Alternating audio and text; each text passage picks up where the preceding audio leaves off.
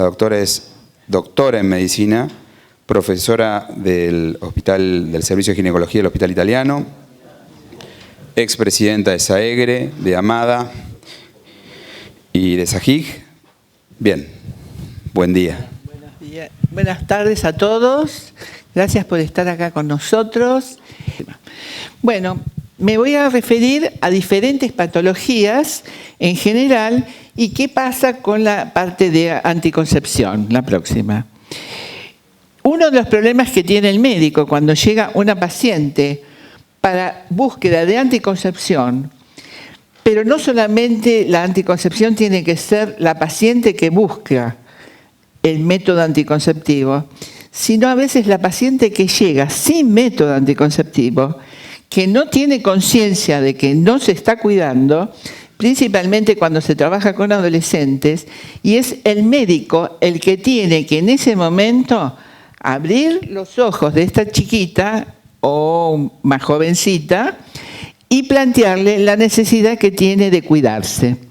Entonces, una de las cosas que tiene que plantearse el médico sería qué método utilizaría, DIU, barrera, ACO.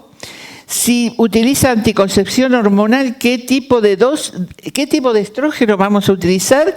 Y qué dosis, que vamos a ver cómo difiere de una patología a otra. Lo mismo que gestágenos, si ha iniciado relaciones, por cuánto tiempo, hace cuánto, y qué otro método se puede agregar. La próxima. Vemos qué pasa cuando hay una alteración tiroide en la paciente. Se puede presentar tres situaciones: bocio simple, hipotiroidismo o hipertiroidismo. En este momento, la OMS no dice que no hay restricción para ningún tipo de método anticonceptivo en pacientes con alteración tiroidea.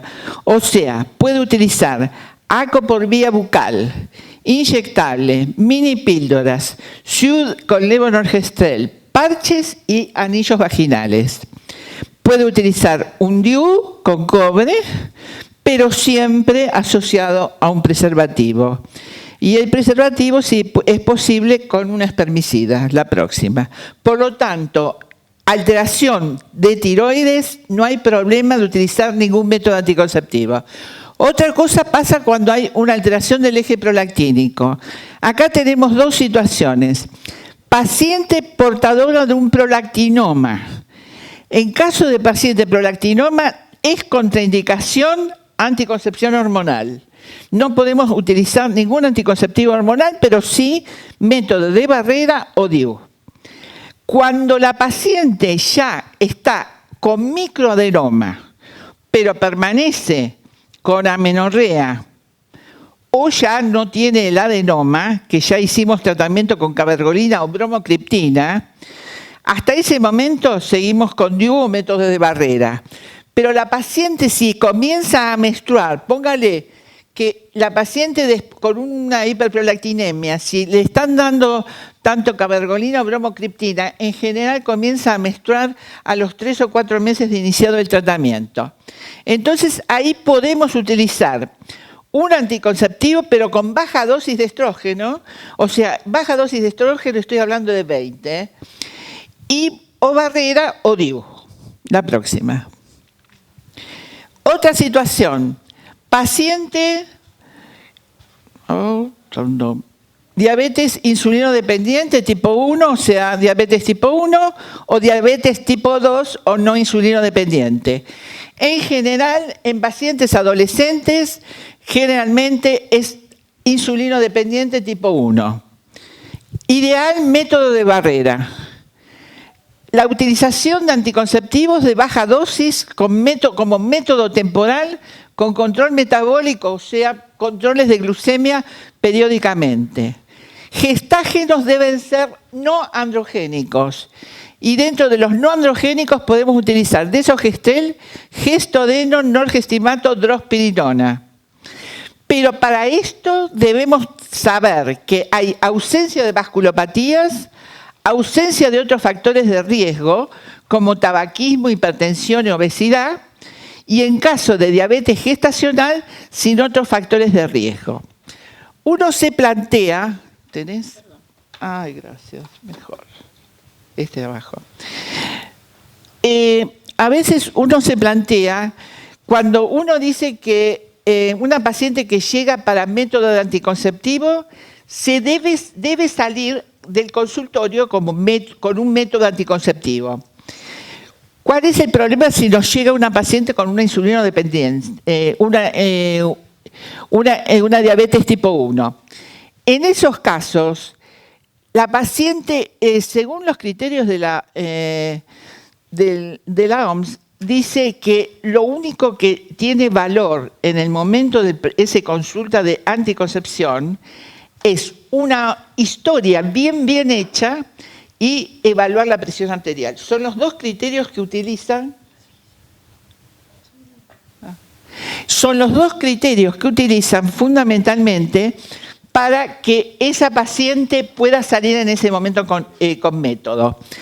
En el caso, por ejemplo, de la diabetes tipo 1, que no sabemos si hay alguna complicación agregada, acá sí podemos utilizar, por ejemplo, un método de barrera, como puede ser indicar un anticonceptivo como un condón y un espermicida, y mientras tanto se va evaluando a la paciente. La otra situación, tenemos diabetes asociado con nefropatía, retinopatía, neuropatía. Conclusión: indicación en estos casos es condón más espermicida o utilización de DIU con cobre. El ACO combinado, el inyectable, el parche y el anillo tiene criterio 3 y 4. No debe utilizarse en forma inaceptable. La paciente con mini píldora puede utilizar criterio 2, o sea, controlando el nivel de glucosa puede utilizarse. Paciente con diabetes, más de 20 años de enfermedad, con compromiso de otros órganos. Acá está mal esto, está al revés. Es criterio 2, la utilización de condón más espermicida o utilización de DIU.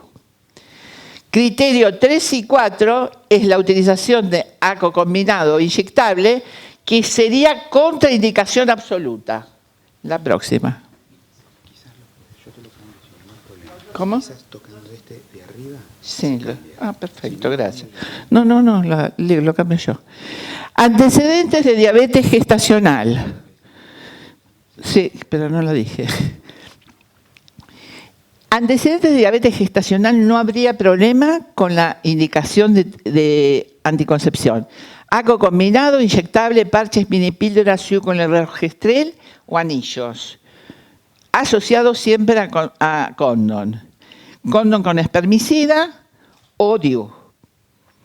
Pacientes con diabetes sin compromiso vascular. Condón más espermicida o DIU. Pero puede ser un criterio 2, la ventaja excede el riesgo, controlar los niveles de glucosa, utilizar ACOs combinados con baja dosis de estrógeno, inyectables, parches o mini píldora. Perdón.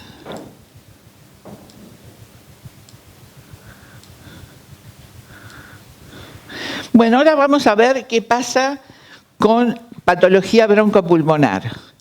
¿Qué pasa con una paciente con asma? Hay evidencias que sugieren que los esteroides sexuales endógenos y sus fluctuaciones podrían exacerbar el asma y el asma premenstrual. La relación de los ACOs y el asma no es del todo conocida. Un alto porcentaje de pacientes asmáticas aumentan su crisis y la severidad de los síntomas en el periodo premenstrual. Los ACO reducen las fluctuaciones de estrógeno y progesterona, principalmente al final del periodo premenstrual.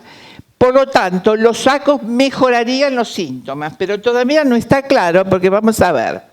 Chandler, en el 97, con 14 mujeres con asma, encuentran que 5 mujeres presentaron un aumento en el premenstruo. Se indicó 2 miligramos de estradiol entre el día 23 y 28 del ciclo, mejorando los síntomas. Haggerty, en el 2003, mejoraría los síntomas, disminuyendo la internación y mejoría de la función pulmonar en las pacientes tratadas con ACO.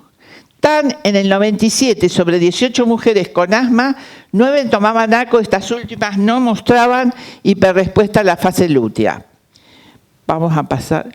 Se debe tener en cuenta el efecto glucocorticoide que tienen en la elección del gestágeno, pues este compite con la prednisona, albúmina y su metabolización hepática, compuestos con 30 picogramos o menos de etilina estradiol.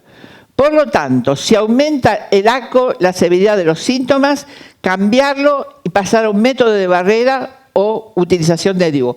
Con respecto a los glucocorticoides, por ejemplo, el acetato de ciproterona, que se utiliza mucho en la poliquistosis de ovario o en las pacientes con hiperandrogenismo, estaría contraindicado en estos casos.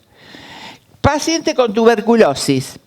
La OMS en Argentina presenta que cada 55 pacientes presentan tuberculosis entre 100.000 habitantes en el 2003.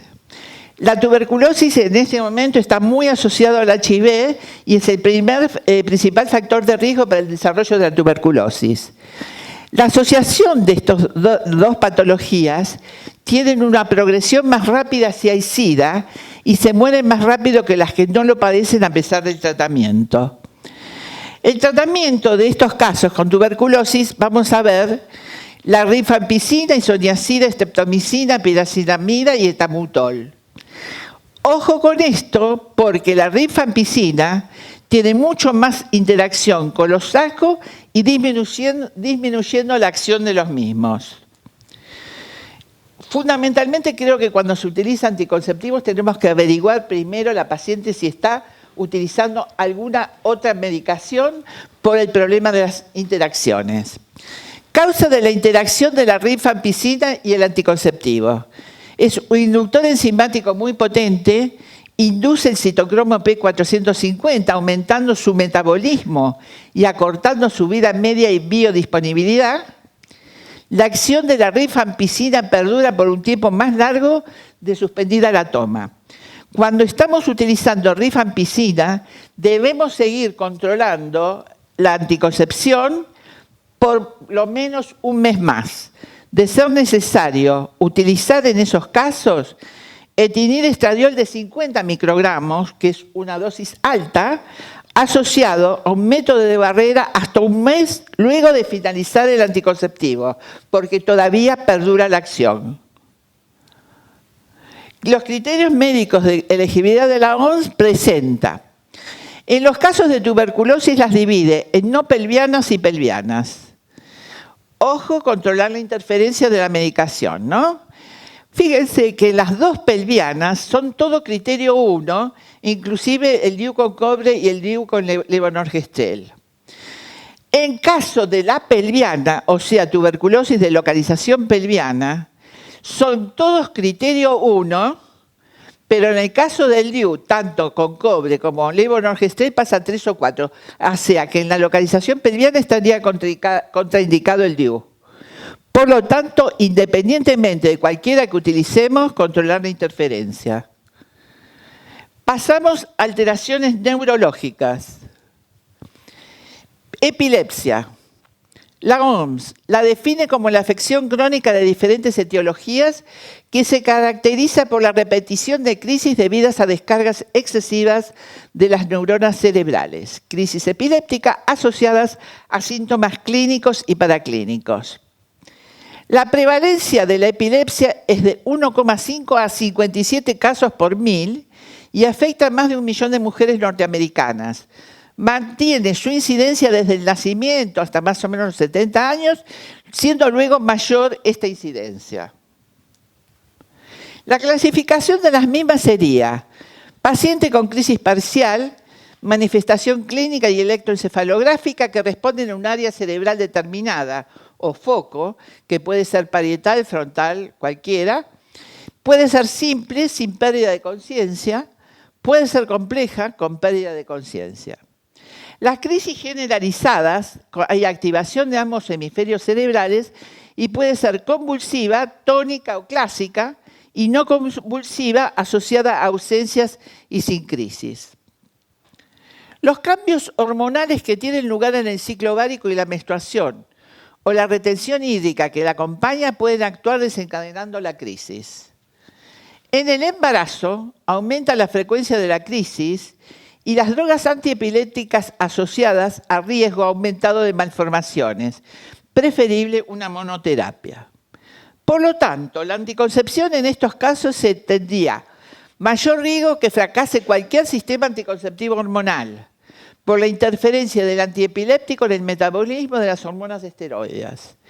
La tasa de embarazos con el uso de ACO en una paciente epiléptica es de 3,1 por 100 mujeres años contra un grupo control sano de 0,7 por año.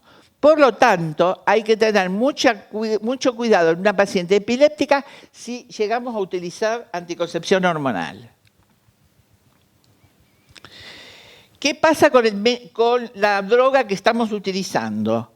La carbamazepina, l'oxacarbazepina, la fenitoína y el topiramato producen una activación enzimática del sistema citocromo P450 en el hígado, aumentando el metabolismo del anticonceptivo.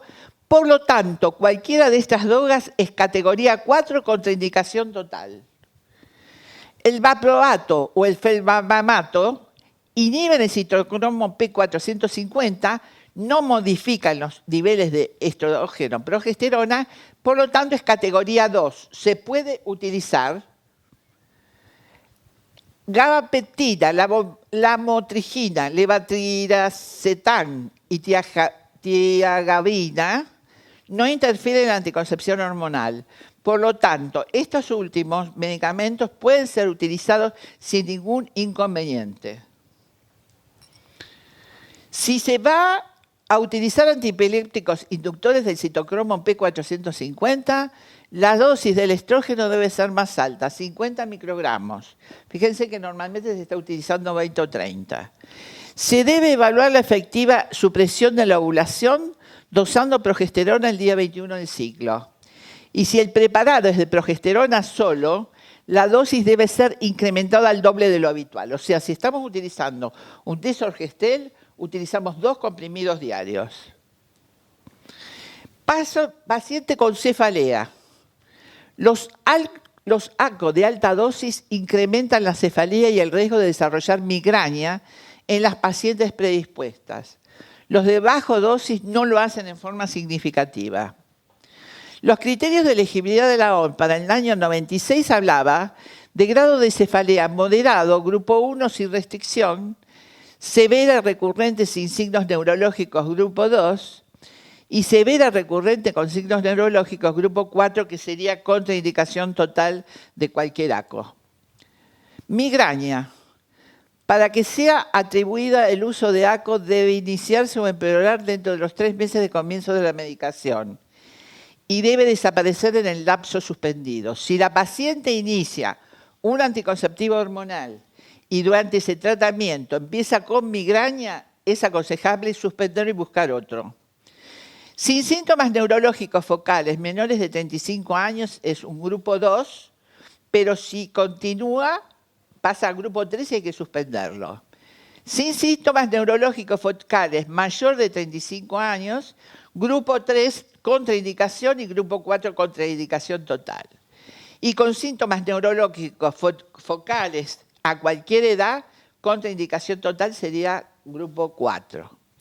Por lo tanto, la categoría de la elegibilidad de la OMS del 2001 plantea que implantes progesterona solo y Dibul con levonorgestrel pasaría a ser categoría 3, así que estaría también contraindicado.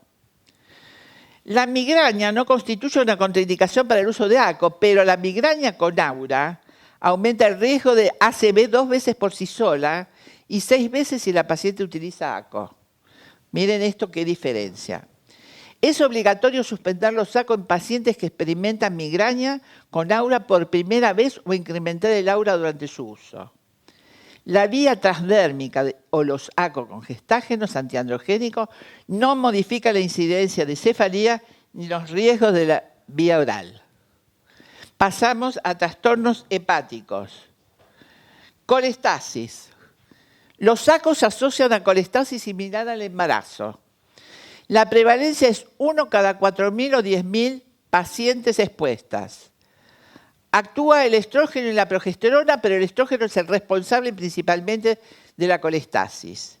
En caso de ictericia, por colestasis intrahepática canalicular, suspendido totalmente. Depende de la dosis, siendo menor los preparados con bajo contenido estrogénico. Se instala luego de 2 o 3 meses de iniciado, pudiendo llegar a los 9 meses. La remisión se hace al cesar la toma y puede tardar hasta 10 semanas. La colestasis, según la OMS, habla combinados durante el embarazo, bueno, por supuesto que acá es nada, durante ACO, combinados pasa a 3, los inyectables 2, 3, 2 en general. Antecedentes de colestasis por ACO, no dar ACO, criterio 3.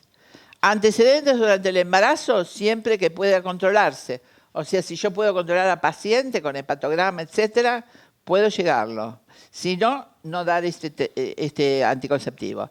Hepatitis activa, contraindicación absoluta.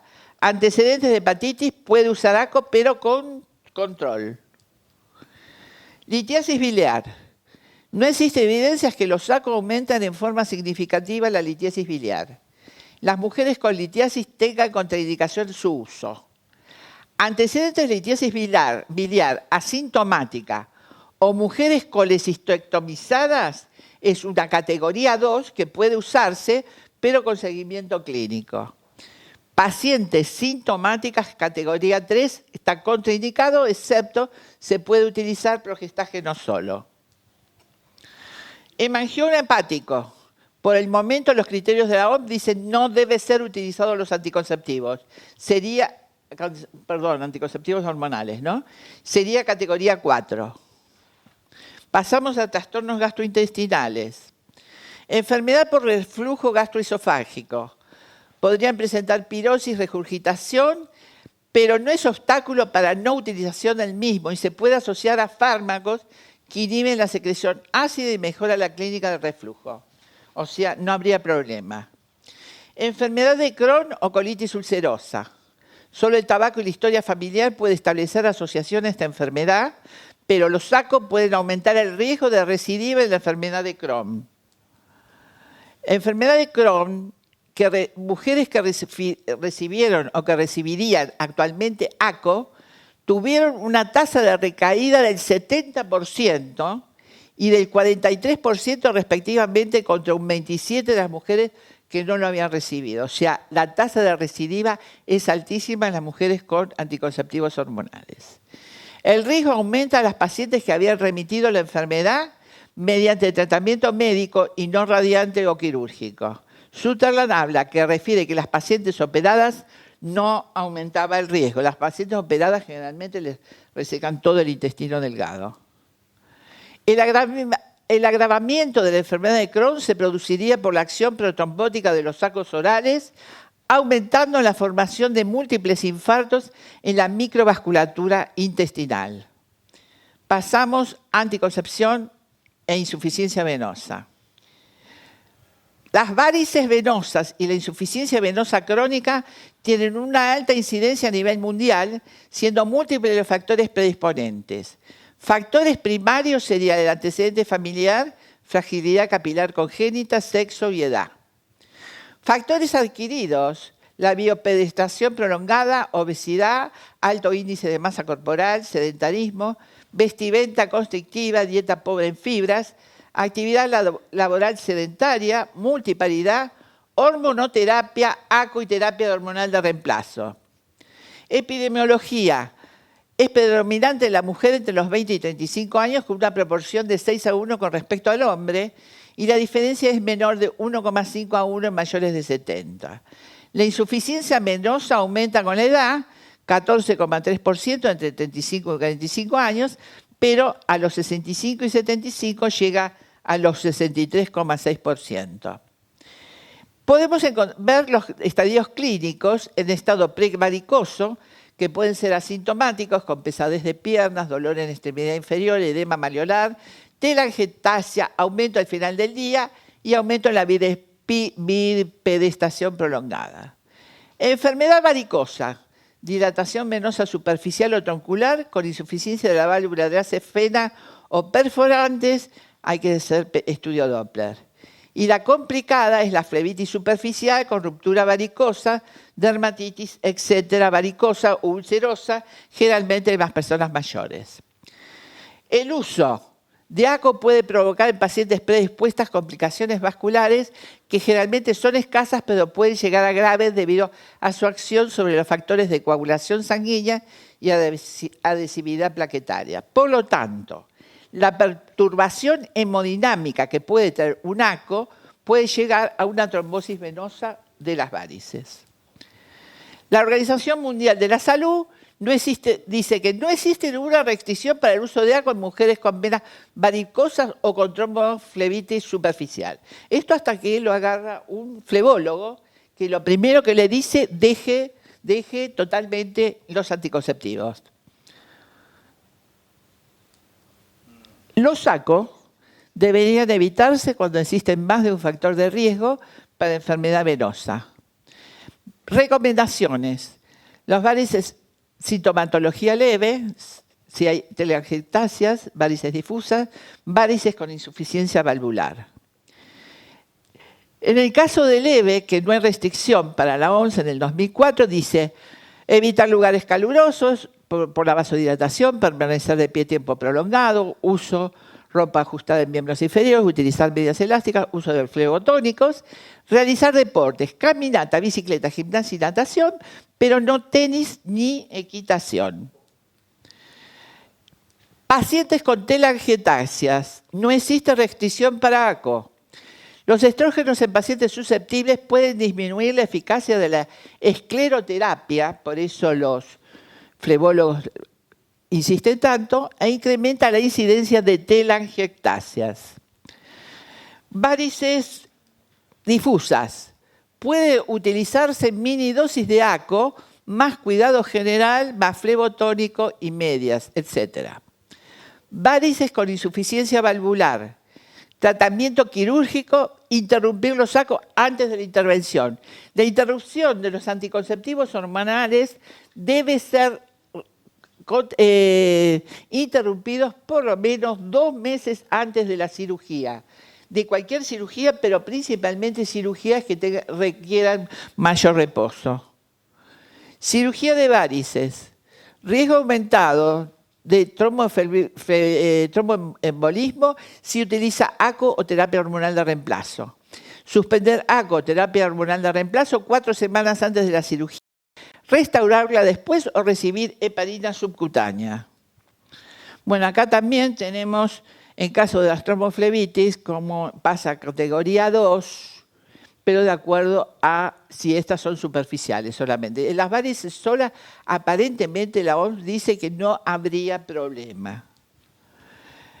Anticoncepción de emergencia, categoría 1 y categoría 2, complicaciones vasculares, migraña y enfermedad hepática. Lo que yo quiero plantear es que la anticoncepción de emergencia prácticamente no habría contraindicación para ninguna paciente, a un paciente que esté en lista de trasplante hepático o lista de trasplante renal, que en esos casos está contraindicado dar ni un gestágeno, pero ahí sí se puede dar la anticoncepción de emergencia porque total en 24 horas desaparece el levonorgestrel enzima. Entonces yo creo que esto hay que tenerlo muy en cuenta porque hay algunos que todavía creen que por ahí, que es primero abortiva y segundo que tiene algunas contraindicaciones. La anticoncepción de emergencia, quiero decir, no tiene ninguna contraindicación, excepto en estos casos, pero es un criterio 2, y debe ser hablado con la paciente, cualquier paciente que consulta por anticoncepción o que necesita informe, hablar de la anticoncepción de emergencia, en el cual cuando se plantee el problema de la urgencia, vaya directamente a la farmacia y pida el anticonceptivo de emergencia. Y no espere en horas hablar con el médico que le dé el permiso y qué sé yo cuánto. por favor, o si no, que recurra a un hospital, a una guardia, que se lo van a indicar inmediatamente, porque cuanto menos horas transcurran desde el accidente hasta que lo tome, va a ser mejor el resultado. Pero plantear, antes que nada, que no es método abortivo. Y finalmente, muchas gracias.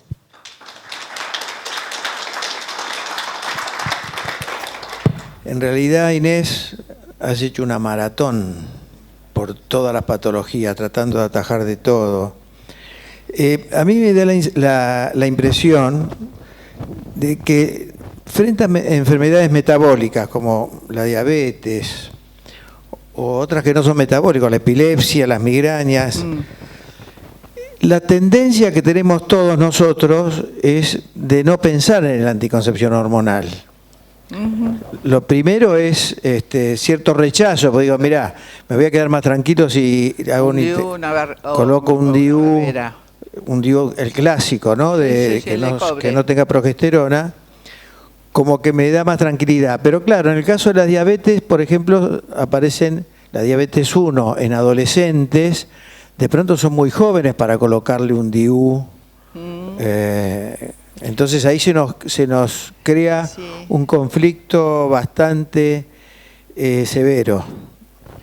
Sí, te puedo decir. Mira, con una paciente con diabetes 1, que es lo más frecuente cuando se presenta la diabetes 1, que es en adolescencia, podés llegar a utilizar un método de este tipo, un ACO, con baja dosis de estrógeno. Ahora, utilizás con control de la paciente, porque tenés que controlar las glucemias, a ver qué pasa, a ver cómo está inclusive la insulina, etcétera, si la paciente está compensada. Si no, yo creo que sería el método del DIU sería lo ideal. En este momento se puede llegar a colocar en situaciones muy especiales. Nosotros hemos colocado DIU en chicas adolescentes, en el cual son situaciones críticas, por ejemplo, pacientes yo ahora acá tenía para seguir hablando toda la tarde con esto, pero por ejemplo una paciente bulímica, que es una paciente peligrosísima, porque por ahí está en amenorrea y en esa amenorrea se queda embarazada, y es una chica que por ahí tiene 18 años, en el cual no se le puede dar anticonceptivos porque es una vomitadora, usa laxantes, etcétera, etcétera. Ahí le colocamos un DIU. Ahí le colocamos un DIU aparte. Por ahí viene la paciente me pasó. Una paciente que la veo un viernes y me dice que no tiene relaciones. Había salido de internación hacía poco. No tiene relaciones, bueno, fantástico. A los 15 días me viene con un atraso menstrual. Había salido ese fin de semana con un chico, se acostó, tuvo relaciones y se quedó embarazada. Viene, se plantea, bueno, la madre me quería comer cruda. Por supuesto, lo dijo en todo, porque esa chica después estaba en hospital de día. Bueno, la madre la llevó a hacerse un aborto. Bueno, fenómeno. Cuando vuelve, le indico colocarle un DIU. Y la madre me dice, ¿cómo le va a indicar colocar un DIU si el DIU es abortivo? Cuando ya recién 15 días que le había hecho un aborto. Por eso les digo, a veces son situaciones muy, muy complejas. Generalmente, en estos casos de la bulimia, es una patología muy grave dentro de la familia, como grave en la chica, con mucha promiscuidad. Que ahí hay que tener, pero 20 ojos. Ahora, y buscar lo mejor con tal que no se quede embarazada. Pero, si es posible, puedo llegar a utilizar un anticonceptivo de baja dosis y nada más. O colocar un DIU. La otra en este momento que se está usando es ¿cómo se llama?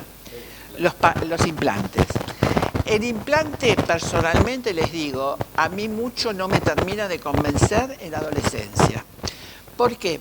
Bárbara Cromer, que es la que ha trabajado más en metabolismo fosfocálcico en adolescencia, ella plantea no utilizar gestágenos solos en adolescentes menores de 20 años o utilizar no utilizar gestágenos solos en menores de 20 años o utilizando anticonceptivos hormonales, esto es importante para tenerlo en cuenta, la dosis de estrógeno tiene que ser de 30, no de 20, porque la paciente adolescente está formándose la masa ósea y la dosis de 20 es poca. Por eso tampoco no dar estrógenos. Por eso en este momento hay una campaña de utilización de estos implantes con gestágeno solo, en el cual yo no sé hasta qué punto. Si me lo plantea como prevención de embarazo en pacientes en los cuales no pueden ser controladas, me parece perfecto. Pero si puede ser controlada, buscamos un estrógeno con progesterona. ¿Puedo seguir? Tenemos un par de preguntitas. Una más. Bueno. Respecto de las migrañas, Sí. que eso lo vemos en adolescentes, en mujeres jóvenes y mujeres más grandes. En el caso que no tengan áurea, ¿hay algún inconveniente de hacer anticoncepción armándole ciclos cada 3 meses a la paciente? O sea, que que menstrue cada 3 meses. O sea, el anticonceptivo largo. Exactamente. O sea, sí. que menstrue cada 3 meses. Eso, sí. Mira, en este momento hay una tendencia a hacer anticoncepción larga. Lo que pasa es que muchas mujeres no lo aceptan porque no menstruan. Y entonces al no menstruar no tienen la consigna esa de que no están embarazadas. Te digo, por lo menos allá hubo... Mira, yo te cuento una historia. En la década del 70 aparece el acetato de medroxiprogesterona, el Depo-Provera, en el cual por 3 meses no menstruaba la paciente. Me acuerdo, se presenta en la Sociedad de Ginecología y Obstetricia de Buenos Aires y ahí que plantea, ¿por qué no se seguía usando el Depo-Provera? Y una de las causas por las cuales se planteó fue porque la paciente no aceptaba no menstruar. Independientemente que el Depo-Provera trae una insulinoresistencia para el diablo, en el cual me he peleado mucho con Ramiro Molina de Chile, no sé si lo conocen, que está trabajando mucho con adolescencia, porque ellos lo utilizan mucho en campañas de prevención de anticoncepción en adolescentes.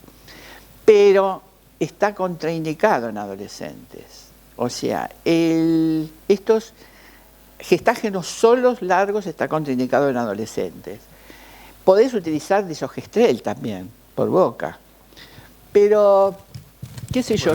Bueno, yo lo que planteo es el anticonceptivo de baja dosis. Sí, bueno. Porque el Depo-Provera, lo que tenemos muchos años, también tiene otros problemas, retención de líquido, de hirsutismo, de montones de cosas.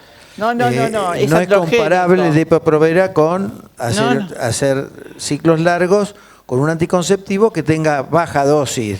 Bueno, yo en este momento en todos los cursos de anticoncepción están largando charlas con ciclos largos. Porque hay dos tipos de pacientes. La idea es esa. Mujeres que están chochas de no menstruar por 3 meses y las otras que se preocupan. Depende de la paciente. Sí. Gracias. De nada.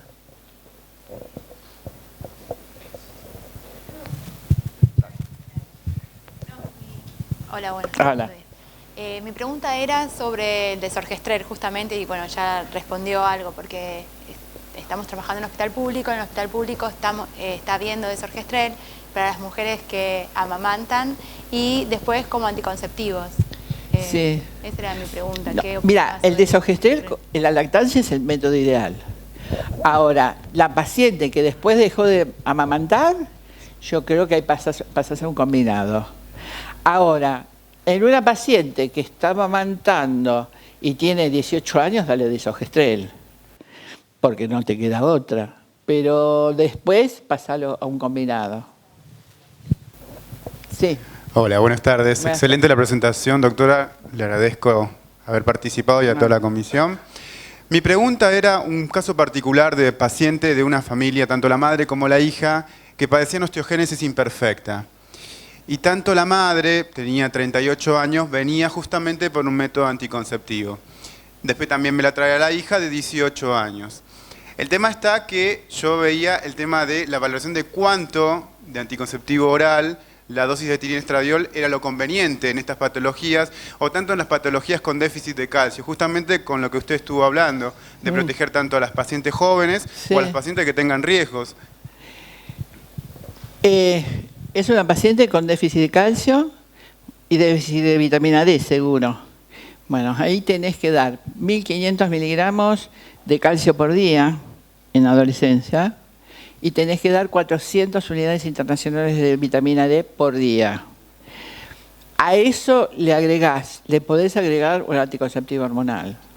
Pero tendría que ser, más allá de que a la chica de 18 años le agregue 0,3. A la madre que tiene 35, 36 en su momento. ¿Y no fuma? No, no tenía ninguna contraindicación. Bueno, si no fuma podés dárselo. Tranquilamente, de 0,3 dice usted. Sí, pero si no fuma no hay ninguna. A la madre si no fuma dale de 0,20. De 0,20.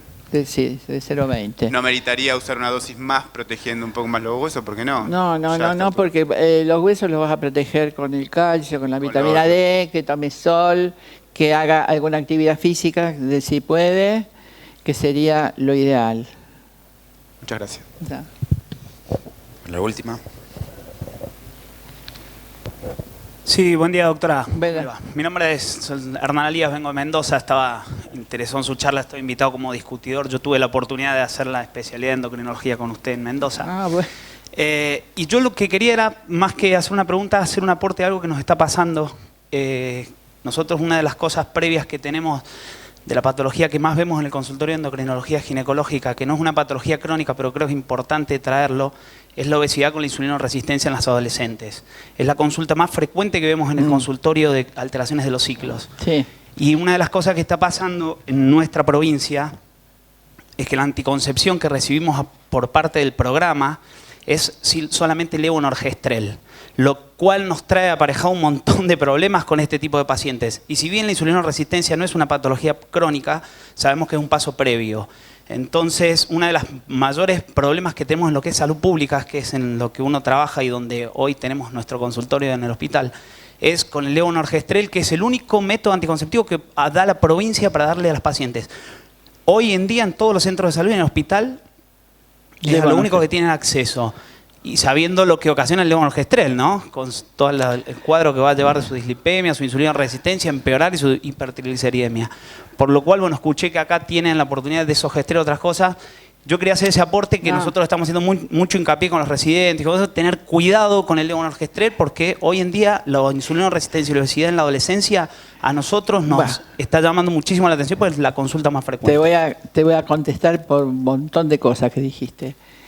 Obesidad, paciente obesa con insulinoresistencia, seguro que debe ser una hiperandrogénica, seguro. Esa paciente lo primero que tiene que hacer es dieta, actividad física. Pero ¿qué pasa? Porque la insulinoresistencia está totalmente asociada con la obesidad. Ahora, ¿qué pasa? Nunca, el levonorgestrel es androgénico total. Lo único de benefactor que tiene es que es el que menos tromboembolismo lleva. Pero nunca en la vida vayas a darle un gestágeno androgénico a una paciente obesa con insulinoresistencia, porque todavía ya hay un montón de gestágenos que también aumentan la insulinoresistencia, así que todavía no le agreguemos más. No hay forma en ningún caso de que esta paciente compre o a través del laboratorio darle un gestágeno que actúe sobre eso. Yo te digo, buscale un anticonceptivo, pero no con un gestágeno androgénico. Eso es una. La otra, a la paciente le tenés que dar, está con una insulinoresistencia. Si vos ves que a los 4 o 5 meses la paciente no mejoró ni de la insulinoresistencia ni de la obesidad, que la obesidad tenés que insistir y avisarle que la insulinoresistencia es lo que hace que la mantenga con la obesidad todavía y que le cueste más bajar de peso. Eso es importante para la paciente. En esos casos le podés asociar metformina para tratar la insulinoresistencia junto con el anticonceptivo. Y eso andan perfectamente. La dosis que empezás con metformina tiene que ser baja dosis al principio, porque le tenés que avisar a la paciente que puede tener cólicos abdominales y que puede tener diarrea. Si a los 15 días, ponele, le preguntás en qué momento es la comida más importante, te dice a la noche, bueno, empezás con medio comprimido a la noche y otro medio comprimido al mediodía, si almuerza, si no, pasa el desayuno. Entonces, después de 15 días que la paciente fue tolerante con toda la medicación, le aumentás a un comprimido por ahí a la noche de 500. Si la paciente es muy obesa, con el tiempo puede llegar a 2 gramos de metformina, pero no dársela de inmediato, sino dársela, por ejemplo, en 6-7 meses. Si la paciente está bien, y avisarle, si no está con anticonceptivo, que puede quedarse embarazada, porque esa paciente seguro estaba en anovulación. Avisarle que se puede quedar embarazada y que se tiene que cuidar. Más o menos pudiste. Pero lo que te digo es buscar... No, sí, yo por eso le planteo que es uno de los problemas que se genera. Y no olvidarnos que hoy hay trabajos, de hecho, hay trabajos donde están publicando ya el DIU en pacientes adolescentes sin hijos, Sí. para tratar de evitar todo lo que es tratamiento hormonal y no tenerle tanto miedo, me parece, ¿no? Bueno, yo el DIU sí, pero no le vas a dar un DIU con un SIU, ¿eh? No un SIU con levonorgestrel. ¿Alguno más? Creo que estamos... Bueno, listo. Gracias, doctora.